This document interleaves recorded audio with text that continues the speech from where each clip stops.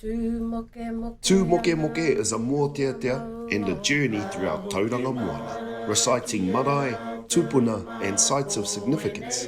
Join us as we learn this local waiata and explore our rohe, mai ngā kuri a whare ki te tū.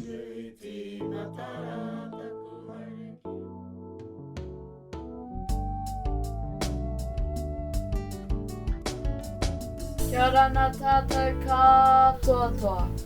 Ko tawhiti nui te maunga, ko tawhiti nui te urupa, ko tawhiti nui te marae, ko kahi te tūpuna pare e tū ake rā, ko maka te tūpuna wahine, ko te piri rākau te hapu, ko Ngāti Rangi Nui te iwi, ko Wiri Nicholas tō mātou tūpuna ka moe i a mate kino fōwhana ka puta ko mātou te whānau Nicholas.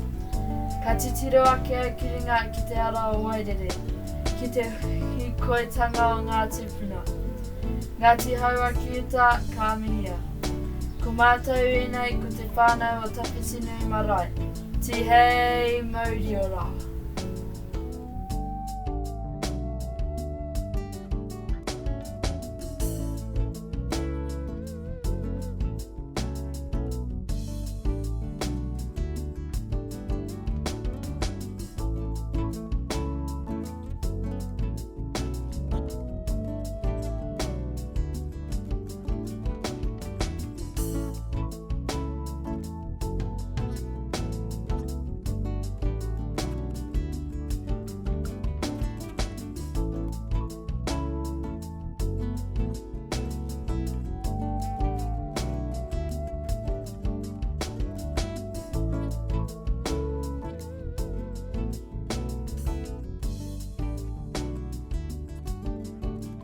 We're talking about Tawhiti Nui Marae, and the name comes from the power site above the marae at the top of the hill. It was built during the land wars. Unfortunately, no one would come and fight us, so we all went to Pukehinahina to fight, and we occupied the small pa. There are two pas at the Belagay pa. Pirirako occupied the small one. Some of our cousins from Tamawhario, they have Pirirako whakapapa, who are with us. And what will always be remembered is that we had Hene Te Kiri Karamu in our pa. Well, there's a legend about who gave water to Colonel Booth, and a lot of the credit's been given to her, but she didn't do it. And why I say she didn't do it, Colonel Booth was in the large pa, and Hene Te Kiri Karamu was in our pa, the small one.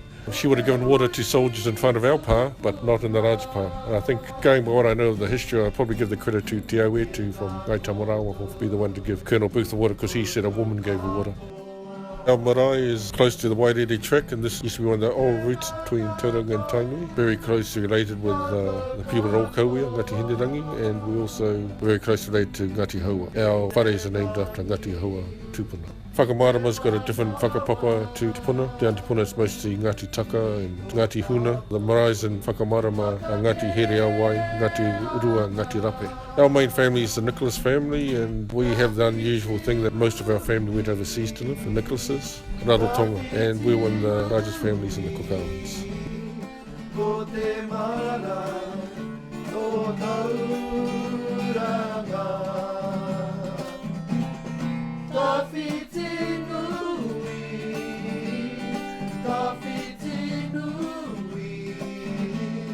Ko te marae, ko te ui.